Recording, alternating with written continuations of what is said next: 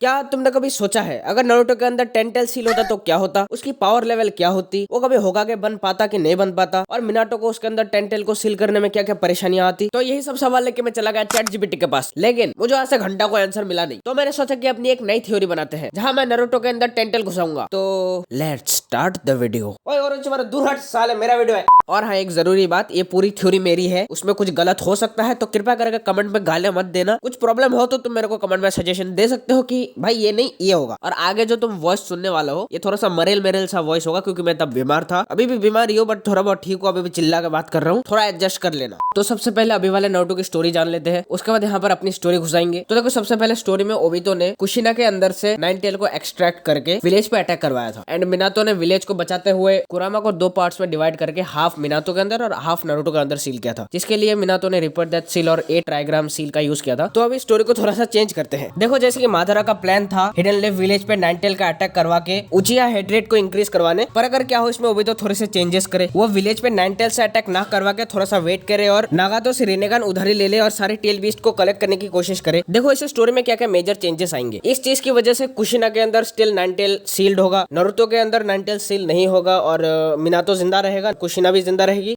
और सबसे इंपॉर्टेंट चीज, उचिहा मैसेगर भी नहीं होगा, क्योंकि देखो मिनातो को होकागे होते हुए डांजो के पास इतनी हिम्मत तो नहीं है कि उचिहा मैसेगर करवा सके। और नारुतो इतना हेट्रेड और लोनलीनेस के साथ ग्रो नहीं होता, और क्या पता नारुतो को बचपन से ही जिरासन से ट्रेन करना स्टार्ट कर देता, जिससे उसका पावर लेवल नॉर्मल स्टूडेंट से तो काफी ज्यादा ही होता है। वैसे यहाँ तक तो सब कुछ परफेक्ट होता, जैसा एक नारुतो फैन नारुतो सीरीज में देखना चाहता है। पर प्रॉब्लम अभी होती क्योंकि उस साइड में ओबितो ने सारे के सारे टेल बेस कलेक्ट कर लिया, अभी बस 9 टेल को कलेक्ट करना बाकी है, क्योंकि 9 टेल कुशिना के अंदर सील है। और ओबितो इतना पागल है नहीं कि वो डायरेक्ट कुशिना पे अटैक करेगा, तो वो सारे कार्ड्स की मेंबर्स के साथ मिलके सीधा हिडन लेव विलेज पे अटैक करेगा। और पता है हिडन लेव विलेज पे अटैक करने का बेस्ट टाइम होगा चूनिन एग्जाम, और वो सक्सेसफुली कुशिना को किडनैप करके उसे 9 टेल भी एक्सट्रैक्ट कर लेगा। पर उसको प्रॉब्लम यहाँ होगी क्योंकि देखो, इताची जिंदा है, सारे उचिहा क्लैंस के मेंबर जिंदा है, मिनाटो भी जिंदा है, प्लस जिराया सेंसी भी अवेलेबल है, तो उसको थोड़ी तो दिक्कत होगी। और क्या पता सारे के सारे अकात्सुकी मेंबर जिंदा ना रहे, इसलिए ओबितो नागाटो से उसका रिनेगन उधार लेगा पीस के नाम पे मैनिपुलेट करके, जिसपे वो बहुत ज्यादा एक्सपर्ट है। और रिनेगन के साथ वो सारे 9 टेल्स के चाकरा का यूज करके सक्सेसफुली 10 टेल को समन करके विलेज पे अटैक करवा देगा। और यहाँ पर स्टार्ट होती है हमारी थ्योरी की मेन स्टोरी, जहाँ पर नारुतो के अंदर 9 टेल नहीं 10 टेल सील होगा। तो देखो, अभी तक ओबितो ने 10 टेल से पूरे विलेज पे अटैक करवा दिया है, और सिर्फ हिडन लीफ विलेज के पास इतनी पावर तो नहीं है कि पूरे 10 टेल को कंट्रोल कर सके, तो सारे के सारे विलेजेस यूनाइट हो जाएंगे। और यहाँ पर हमारे हिडन लीफ विलेज के पास इतनी सारी पावर्स है। देखो, सबसे पहले तो अपना फुगाकू उचिहा, जिसके पास ऑलरेडी मांगी को शारिंगन अनलॉक्ड है, शिशुए उचिहा, जिसका गेंजुत्सु इताची से भी ज्यादा पावरफुल है, इताची हिमसेल्फ, जिसका पावर भी बहुत ज्यादा है, लेकिन उसके पास मांगी को शारिंगन नहीं होगा क्योंकि उसने उचिहा मैसेगर नहीं किया होगा, जिसकी वजह से उसका मांगी को शारिंगन अनलॉक नहीं होगा। और क्या पता किसी सिचुएशन पे उसका मांगी को शारिंगन अनलॉक हो जाए, मान लेते हैं उसका मांगी को शारिंगन ऑलरेडी अनलॉक हो चुका है, और तुम्हें इताची की पावर पता है, उसकी पावर कैसी है, तो ये सब मिलकर 10 टेल को कंट्रोल करने की पूरी कोशिश करेंगे। और जैसे कि नारुतो होकागे का बेटा है, तो 10 टेल उसी पे सील होने वाला है, ये मान लो। अभी देखो, सारे उचिहास मिलकर 10 टेल को कंट्रोल कैसे करेंगे। सबसे पहले फुगाकू उचिहा, जिसके पास ऑलरेडी मांगे को शारिंगन है, जो 10 टेल को अपने कंट्रोल में लेने की कोशिश करेगा, लेकिन कर नहीं पाएगा क्योंकि ओबितो के पास रिनेगन है। इताची उचिहा, जिसके पास स्ट्रॉन्गेस्ट मांगे को शारिंगन है, और वो भी नहीं कर पाएगा, पर उसको अच्छी टक्कर दे पाएगा क्योंकि उसके पास तात्सुका ब्लेड प्लस उसका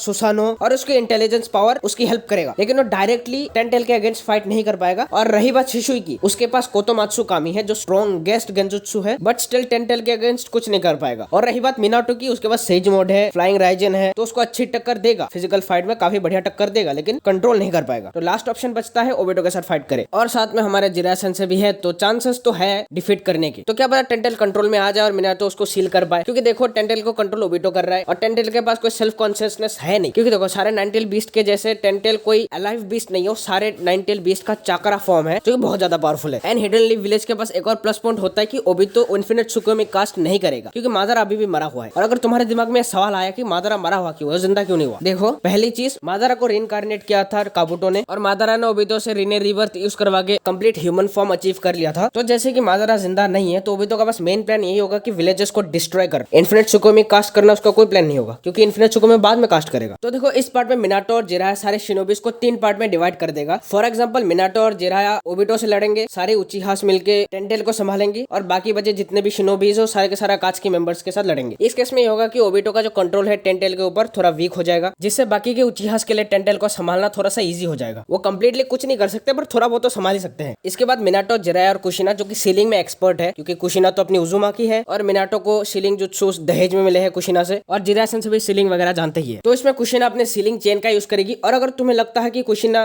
टेन टेल को कैसे रोकेगी अपनी सीलिंग चेन से, तो देखो कुशिना ने आदमारी हालत में नाइन टेल को रोका था सीलिंग चेन से, तो टेन टेल को भी रोक देगी। वैसे भी सारे उचिहा और मिनाटो तो है ही मदद करने के लिए, साथ में जिराय भी है। इसी चीज का फायदा उठाते हुए मिनाटो रिपर दैट सील को थोड़ा सा मॉडिफाई करके, क्या बोला मॉडिफाई कैसे करेंगे, मान लो ना यार, थोड़ी तो मान लो, थोड़ी कुछ चीजें मान ली जाती है, ठीक है। तो वो रिपर दैट सील को मॉडिफाई करके जिराय के हेल्प से फाइनली टेन टेल को नारुतो और मिनाटो के अंदर सील कर देंगे। सबसे इंपॉर्टेंट चीज, मिनाटो ने टेन टेल को 3 पार्ट्स में डिवाइड किया, 2 पार्ट नारुतो के अंदर और 1 पार्ट मिनाटो ने अपने अंदर सील कर लिया, जिसकी वजह से मिनाटो भी टपक गया, कुशिना भी टपक गया। एकदम स्टोरी पहले जैसी हो गई है जैसे नाइन टेल को सील करते हुए हुई थी। पर अभी इसमें चेंजेस क्या हुए कि नारुतो बड़ा हो गया, उसके साथ जिरासन से अकात्सुकी का मोटिव चेंज हो गया, ओबिटो के पास फिलहाल के लिए रिनेगान आ गए, वो तो भाग गया भाई बैटलफील्ड से। और सबसे इंपॉर्टेंट चीज, नारुतो अभी नाइन टेल का नहीं 10 टेल का जिंजूरी की है। इसका मतलब नारुतो के अंदर से पावर लेवल भी चेंजेस होंगी और अब से नारुतो को ट्रेनिंग जिरासन से देंगे और नारुतो को विलेज से दूर रखना पड़ेगा। देखो यहाँ तक पूरी स्टोरी तो मैंने बनाई है, कोई भी यूट्यूब पे इसकी कोई स्टोरी अवेलेबल नहीं है, तो यहाँ पर थोड़ी बहुत गलतियां भी हो सकती है। अगर किसी को कोई गलती दिखी तो प्लीज कमेंट में बता दो मेरे को, मैं उसको नेक्स्ट वीडियो में फिक्स कर दूंगा। अभी यहाँ तक तो नारुतो के अंदर 10 टेल सील हुआ है, अभी नेक्स्ट वीडियो में अगर मैं जल्दी अपलोड करूँ तो बाकी की स्टोरी भी कवर करेंगे। आज के लिए बस इतना ही। Thanks for watching, take care of yourself, sayonara.